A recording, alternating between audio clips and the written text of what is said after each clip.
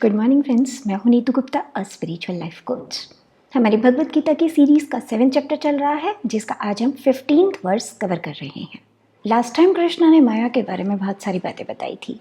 साथ में ये भी बताया था कि इस माया के जाल से बाहर निकलना एक साधारण मनुष्य के लिए लगभग असंभव है, लेकिन जो इंसान कृष्ण को अपना समर्पण दे देता है तो उसको कृष्णा आराम से इससे बाहर निकाल देते हैं। तो आगे कृष्ण कुछ और बातें भी बताते हैं। कृष्ण कहते हैं, अर्जुन, 4 तरीके के लोग होते हैं जो मुझको समर्पण भी नहीं देते। कौन कौन से 4 लोग हैं? पहले तो वो हैं जिनके पास सही ज्ञान नहीं है, जो इग्नोरेंस में जी रहे हैं। दूसरे वो होते हैं जो अपने आलस्य के अंदर अपने आप को इवॉल्व कराने के लिए, अपनी कॉन्शियसनेस को बढ़ाने के लिए कोई भी एफर्ट्स नहीं करते, जबकि उनके अंदर इतना पोटेंशियल है कि वो अपने आप को एनलाइटन कर सकते हैं। तीसरे वो हैं जिनकी इंटेलेक्ट बेकार हो चुकी है, डिल्यूटेड हो चुकी है। और चौथे लोग वो हैं जो शैतान की प्रवृत्ति के हैं। तो क्या मतलब हुआ इन सब का? माया माया एक ऐसी चीज़ है जिसके ग्रिप में सब है, क्योंकि भगवान ने संसार रचते हुए माया को भी रचा।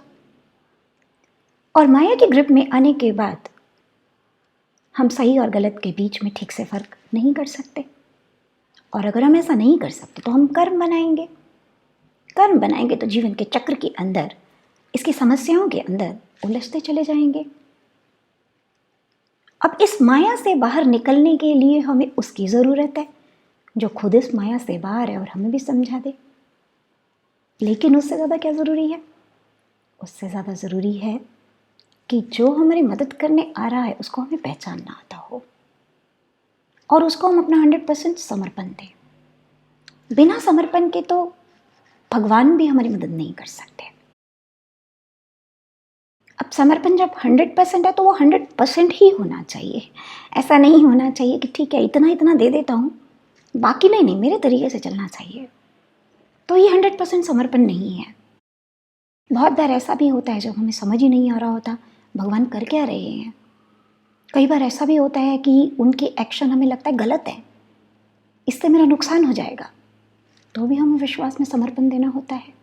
तो 100% समर्पण तो कुछ ऐसा ही होता है जो कृष्ण कह रहे हैं अधिकतर लोग नहीं दे पाते, जिसको उन्होंने मेन 4 कैटेगरीज के अंदर डालकर हमें समझाया। तो पहली कैटेगरी तो उनकी है जिनके पास ज्ञान नहीं है या सही ज्ञान नहीं है, मीन्स जो इग्नोरेंस में रहते हैं। तो जब इंसान इग्नोरेंस में होता है तो वो भगवान को समर्पण नहीं दे सकता, क्योंकि जो उसका भगवान है वो वही होता है जो उसको मटेरियल गिफ्ट्स देता है। वो वाला भगवान नहीं होता जो उससे कुछ लेता है। जो असली भगवान होता है वो लेता भी है।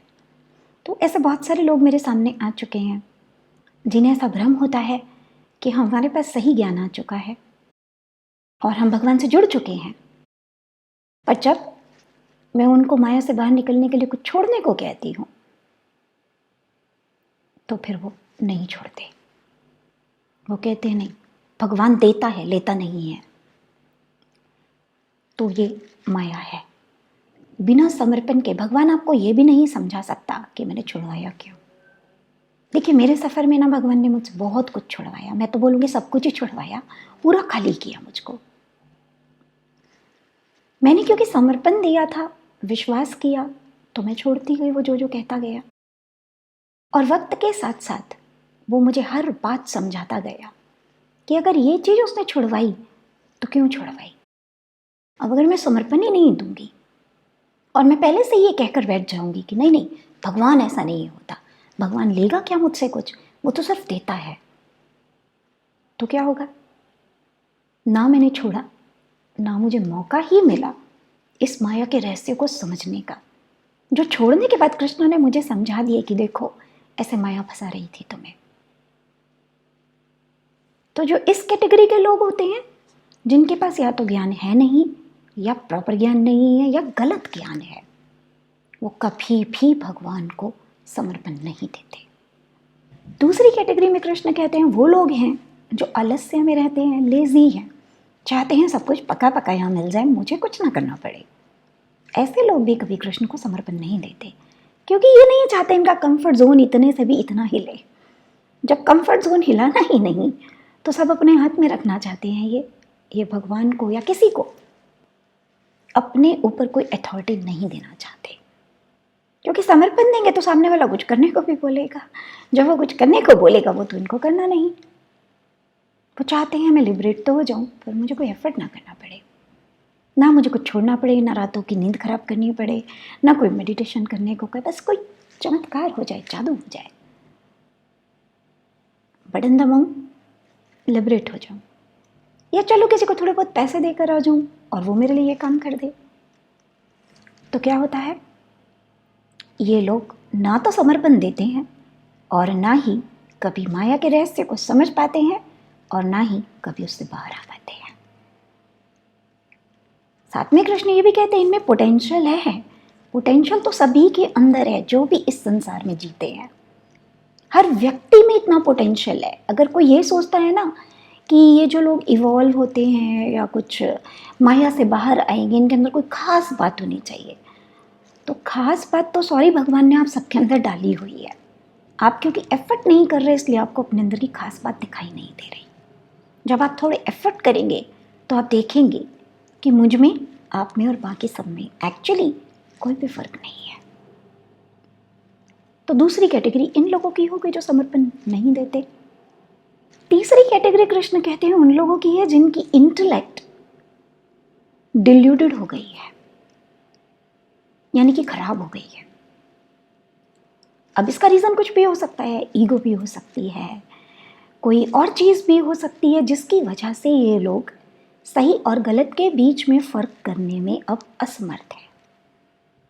होता है ना, जब इंसान अपने आप को ज़्यादा सुपीरियर या इन्फीरियर समझता है तो वो उसका हर चीज़ को देखने का, समझने का एंगल उसी तरीके से होता है।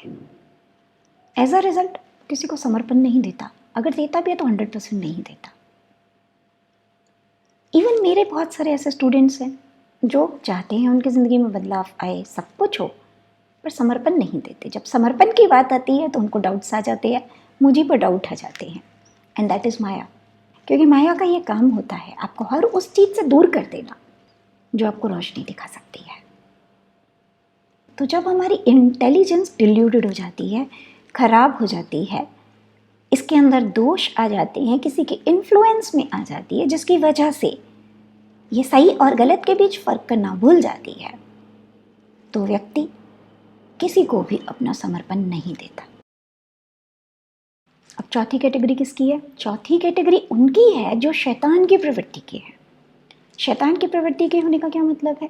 यानी कि आपके अंदर से आत्मा की सारी अच्छी क्वालिटीज गायब हो चुकी हैं, अंदर पूरे तरीके से अंधेरा भर चुका है और अब आप बुराई को फॉलो करते हो। जब आप बुराई को फॉलो करोगे तो अंधेरा कभी भी रोशनी को समर्पण नहीं देगा, वो देगा तो अंधेरे को समर्पण देगा, क्योंकि उसको अंधेरे को बढ़ाना है अपने अंदर के। रोशनी को समर्पण देगा तो अंधेरा खत्म हो जाएगा, और जो शैतान की प्रवृत्ति के लोग हैं उनको अपने अंदर की बुराई त्यागनी नहीं है। एज अ रिजल्ट वो कभी भी समर्पण नहीं देते। तो देखा आपने कितना झोल है इस दुनिया के अंदर। समर्पण दिए बिना माया के ग्रुप में फंसे रहोगे, माया के ग्रुप में फंसे रहोगे तो कर्मों के जंजाल से मुक्त नहीं हो पाओगे, कर्मों के जंजाल से मुक्त नहीं हो पाओगे तो जिंदगी से दुख कभी नहीं जाएंगे। तो अगर जिंदगी में हैप्पीनेस चाहिए तो ये सब ज्ञान और ये सब चीज़ें हर एक इंसान के लिए ज़रूरी है। इसीलिए मैं हमेशा एक बात बोलती हूँ, आत्मज्ञान, खुद की नॉलेज सबसे ज़्यादा इम्पॉर्टेंट है। अगर ये नहीं लिया तो संसार की कितनी मर्जी नॉलेज ले ली, कितनी मर्जी डिग्रियाँ इकट्ठी कर ली, सब कुछ बेकार है। क्योंकि जब उन डिग्रियों को प्रैक्टिकली अप्लाई करने जाओगे तो जहाँ माया के प्रभाव में आके गड़बड़ करोगे वहीं ये डिग्रियाँ आपको फंसा देंगी, नए कर्म बनवा देंगी आपसे। पर अगर पहले आत्मज्ञान आपके पास होगा और फिर इन डिग्रियों को आप यूज करने जाओगे तो आप अपने आप को प्रोटेक्ट कर पाओगे। इसी वजह से ये ज्ञान भी इंपॉर्टेंट है, भक्ति भी इंपॉर्टेंट है, सब कुछ इंपॉर्टेंट है। इस संसार में रहकर you can not say I am ignorant. Ignorant is your choice and it can not be used as an excuse. If you are ignorant, search for the knowledge. You will find the knowledge. But अगर आप आलस्य के अंदर effort नहीं करना चाहते तो फिर कोई भी आपकी मदद नहीं कर सकता। तो समझो तो बहुत गहरी बात है इन वर्सेस के अंदर, ना समझो तो नॉर्मल से वर्सेस हैं, ऐसा कुछ खास है ही नहीं। तो मेडिटेट कीजिएगा और देखिए कहीं ऐसा तो नहीं है इन चारों कैटेगरी में से किसी में आप आ रहे हैं, और अगर आ रहे हैं तो आपको अपने अंदर का दोष मिटाकर समर्पण वाले भाव के अंदर, उस स्टेट के अंदर अपने आप को लाना होगा। लेकिन लाने से पहले ये भी समझ लीजिएगा, गलत इंसान को समर्पण मत दे देना वरना बहुत बुरे तरीके से फंसोगे। और गलत सही के बीच का फर्क भी ज्ञान ही हमको देता है। तो चलिए आज के लिए इतना ही। आपके कोई क्वेश्चंस हैं तो आप कमेंट कर सकते हो, जैसा कि आप जानते ही हो मैं आप लोगों के क्वेश्चंस के आंसर देने के लिए आस्क मी नाम की एक सीरीज बना रही हूँ, जिसमें हर बार मैं आपका कोई एक क्वेश्चन उठाऊंगी और उसको अपनी अंडरस्टैंडिंग के हिसाब से आपको रिप्लाई करूंगी। नेक्स्ट टाइम आगे के वर्सेस पर डिस्कशन होगा। तब तक के लिए जय श्री कृष्णा।